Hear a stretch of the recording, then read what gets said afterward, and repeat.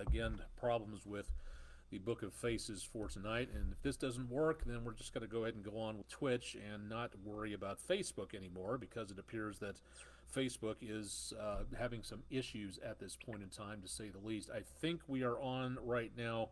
Let me just double check to make certain, once again, that we are actually netcasting out there. So this could be. Okay, good. Well, that's good. Well, usually we don't have audio at this time, so apologies for that. Once again, Thursday nights, the last in the days of the month, so not getting too much to worry about for right now. We do have some rainfall on the way. We'll talk about that coming up here in just a little bit. If you're in town for the Tennessee State High School Football Championship, we'll have more on that in just a little bit. Tomorrow morning, you may need the umbrella.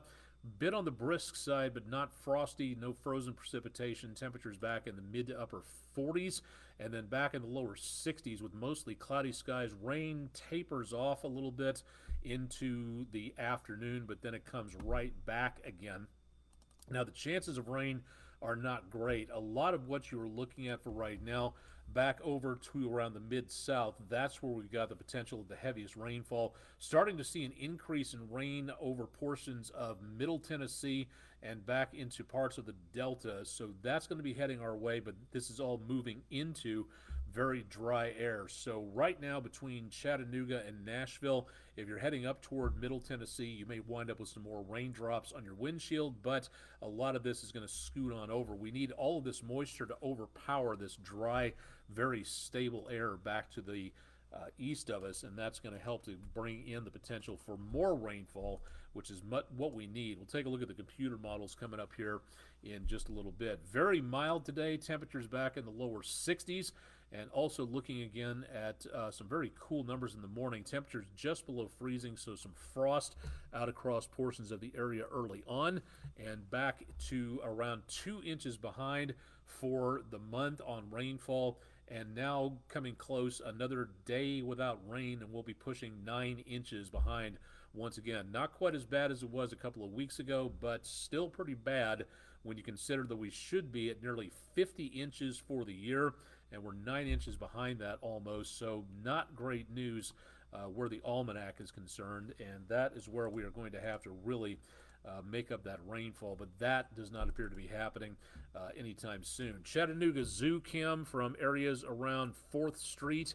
Not too much to show for tonight on the Asian Lantern Festival because they've turned off the lights for the night, but otherwise looking quite nice out there for this evening. Looking back toward Erlanger Hospital.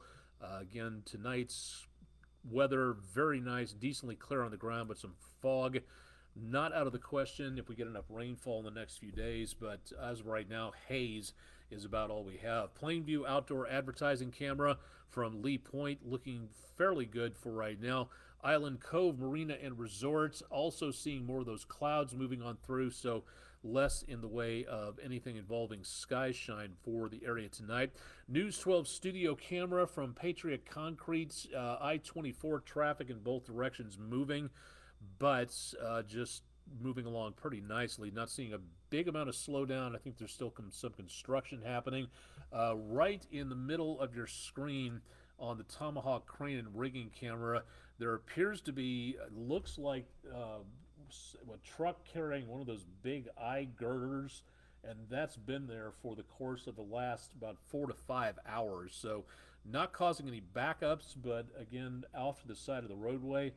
Assuming vehicle issues at this point in time, but all traffic around 2475 otherwise moving along pretty nicely for right now. North Shore Chattanooga Theater Center from the Speedy's Total Car Care camera, and again thanks to the Tomahawk crane and rigging guys and gals for the view from Chattanooga Red Wolf Stadium. Speedy's Total Car Care camera, the lights for the holidays up on the bridge, Coolidge Park, the Tennessee River, and looking across toward downtown Chattanooga. Quiet and dry for right now. Not seeing anything in the way of problems or concerns. Of course, the big thing going on in downtown over the next couple of days is the Blue Cross Bowl. The area around Finley Stadium lit up tonight as lots of teams and there are marching bands and their supporters in town. My daughter's alma mater, Houston High School, from Collierville, Tennessee, will be in town coming up this Saturday. So hopefully you have a chance to see them if you get a chance. One of the best marching bands in the state. Saying hello to Matt Taylor, the director, and everybody else involved with the Houston High School Marching Band. Used to be the biggest band in the state of Tennessee, marching band high school in the state of Tennessee. Don't know if they still hold that title, but as of right now, great to be able to see them. And if you're in town, enjoy Chattanooga. Yes, there's going to be some rainfall. No, it does not look to be a major concern for right now, but something to take a look at. We do have some very breezy conditions for the next day or so. Not a lot of them, but we are seeing some of that going on. For southeastern Monroe County, that is where we're seeing the potential of the windiest conditions in the News 12 viewing area counties. So right along the spine of the Appalachians into Tennessee and North Carolina, there is going to be the potential of some very, very windy conditions out there. Choppy 40, 50 miles per hour plus in the higher elevations here.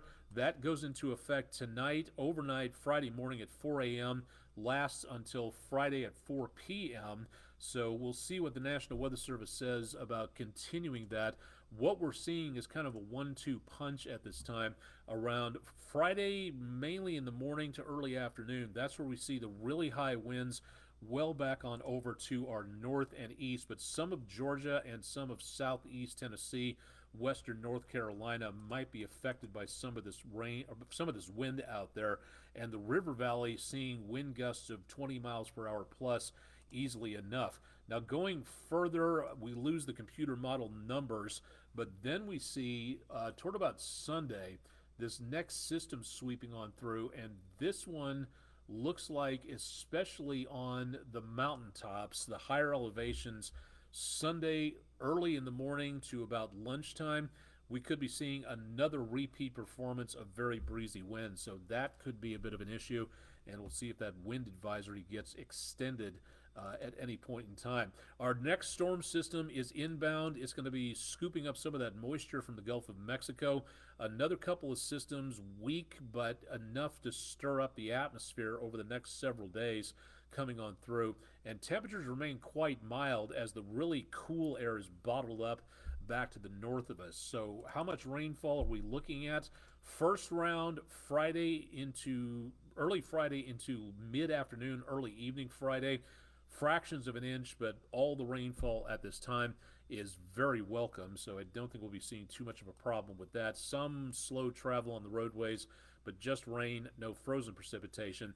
Then we start to see lots more rainfall coming on through, and that is where we get the bulk of our rainfall from Saturday into and around Sunday, and that is where about 1.5 inches for Chattanooga in the next 3 to 4 days. Much more than we've had before. Despite what you've heard, this is not a drought buster. We need 8 inches plus to get rid of the drought, and that is not happening anytime soon. So we would love to be able to see that happen, yes, but as of right now, not going on. The U.S. Drought Monitor issuing their latest statement every Thursday, and the good news is last week's rainfall counted for a little bit. We went from exceptional to extreme. So we're now in a 4 out of 5 drought situation instead of that a 5th out of 5th exceptional area. So conditions have improved, kind of, sort of. We're not looking again at a total reclamation and heavier amounts of rainfall there. What we need is, again, some good soaking amounts of rainfall to help us out, and that may be several weeks in coming. It just does not seem to be anytime soon on that. So overnight, chances of rain head in about Friday morning, and then some speckles of showers lingering by Friday afternoon. Next chance of rain starts to develop early on Saturday morning. We start to see more potential of rain, and as that front lifts northward, that warm front coming through, some of this might be energetic enough to get us into some thunderstorm status. Doesn't look like severe weather for now, but we'll be watching that carefully. And then we see by Saturday afternoon, highs in the upper 50s to lower 60s. And then everything leaves the area for the most part, but a return to more showers and possibly a few thunderstorms by around Sunday morning. And it doesn't this computer model run really tamps down the amount of rainfall out there. So not much chance seen there, but more chances of rain on Sunday.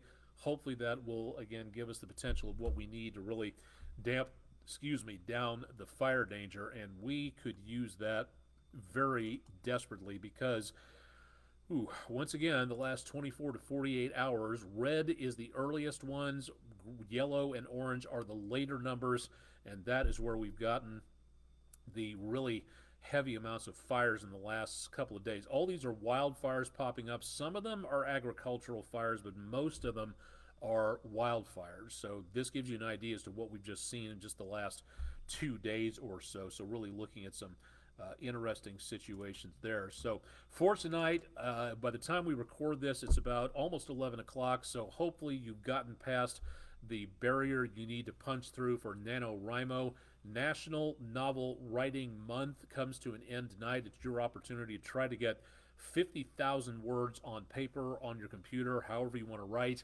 If you didn't get a chance to participate this year, you've got 365 days and 2 hours until the next NaNoWriMo, 335 days, I should say, until the next NaNoWriMo. So congratulations to all those who at least attempted to do so. Congratulations to all those who made their way over the mark. And if you're still working there at approximately 10:40 p.m. on Thursday, you still got an hour and 20 minutes, so keep working. You can do it. I've done it before. It's a fun little exercise and a great opportunity to really hone your writing skills, if at all possible. We're still waiting to see a little bit more about any auroras that take place. We're not going to see anything here because of the fact that we are totally clouded over pretty much, and there's rain on the way. A belch of energy from the storm called a CME, a coronal mass ejection, has been traveling through the solar system at about 1,000,000 miles an hour and is impacting our planet into tonight and tomorrow. So we may see the potential of some auroras, but back to our north. We're not going to see anything here. We would need an awesomely powerful storm to get the northern lights all the way down to where we are in this square area. What we may see is, again, the southern border of the aurora borealis down to roughly, give or take, about I-70. That's about it. Again, that for right now is going to be about the southern best potential of viewing the aurora. Now, maybe if you aimed your camera on a time shutter, open your shutter for a long period of time on that time lapse, you might see, if you had clear skies, which we don't, you might be able to see kind of a reddish glow on the horizon if you left your shutter open long enough for a long-term exposure. But again, the red line you see here, that's about as far south as we can really expect to see any decent possible amounts of the aurora on there. I have to thank all the websites. Again, the Space Weather Prediction Center from NOAA. Yes, it's a real thing. No, we're not making it up. Space weather affects life on our planet, and we need to be able to account for that because of our interconnected, electrically powered world. One major hit from the sun could cause major damage to satellites, power transmissions, the internet, our banking community on the planet. There's a lot of problems that we could see from a big push of energy slamming into our planet, and we are very, very vulnerable to that. So something to look at. So space weather prediction is a thing. It's really cool to take a look at. It affects communication. Amateur radio operators know about this, so something to take a look at there. And again, keep it tuned to News 12. We'll keep you updated on that. Keep it tuned to websites like, I didn't have time to put it on the list here, but Space Weather Live, spaceweather.com. Again, the Space Weather Prediction Center, Dr. Tamitha Skov, I hope I'm saying that correctly, S-K-O-V. Great site to go to for information in regards to what's happening with the aurora and, again, with these solar storms that happen from time to time. So if you'd like more information, tons of it out there. Great to be able to see what kind of effects this might have on us, from beautiful colored auroras interacting with our magnetic field around our planet and our planet itself, and again with the core of our planet generating that electromagnetic field that keeps us safe from a lot of electromagnetic interference from out into space and our atmosphere as well. So something to look at there. Please give that a look if you have a chance to look that up at some point in time.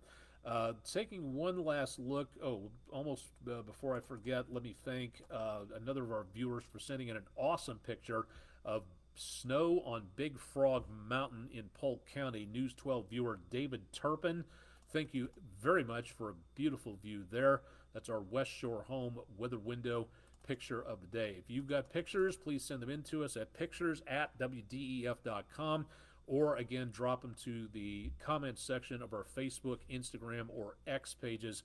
We'd love to be able to see what you're seeing out there.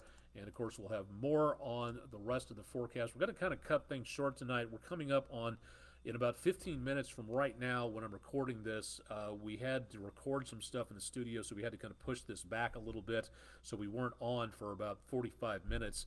But thanks for staying with us on here for tonight, and stay tuned for more. One last thing to mention for this evening. I hope I did not delete it. We are going to be seeing a quiet end. This is the final hour of hurricane season pretty much, and National Hurricane Center not showing anything to be concerned with for now. The V, Vince, and W, Whitney storms will go unused this year, so we did not make our way all the way through the alphabet. We came close. How did we do on that? We'll be posting links to what happened over the season thanks to the weather experts at the World Meteorological Organization, NOAA, and many other agencies, so stay tuned again for more on that. Our Panaagua Auto Mall weather question of the day: what is the deadliest weather around the world? And it may be an answer that you may not have thought of before. The winning answer, the one that garnered the most votes, was heat waves. 46% of you said heat waves was the most deadly. Flash floods came in at 27%, number 2. Tornadoes at 18, and hurricanes, number 9. It is actually heat waves. Heat waves are, again, responsible for the deaths of as many people as are killed, more so than by hurricanes and tornadoes in 1 year around the world. So amazing, sobering thought to think of there, but that is, again, what we see. And if you'd like to vote in another poll, that'll be coming up at midnight tonight, wdef.com/vote now for our Panaagua Auto Mall weather question of the day. And thanks to everybody who voted in tonight's poll on that. Okay, that should do it. We got to go ahead and curtail things here so I can get ready for News 12 at 11, which you can watch at wdef.com if you'd like to tune in and see what's going on around the area here. I'll have details on the rest of your forecast coming up tomorrow afternoon, and another weather overtime for Friday evening. Chip Chapman will have your forecast bright and early on Friday morning starting at 5 a.m. Join him for that. And of course, meteorologist Todd Heislip will have your forecast into the weekend as well. I'm Chief Meteorologist Austen Onek. You've been watching Weather Overtime. Thanks a lot for joining us for Thursday evening, the last day of November. Again, congratulations to everybody who participated in NaNoWriMo, and we'll have more details on the end of hurricane season coming up tomorrow, as we have a lot to talk about as we get you into what looks to be a rainy, windy, and very mild weekend coming up. All that on Friday on News 12. Join us on air and online for more on the forecast. Thanks for joining us for Thursday evening.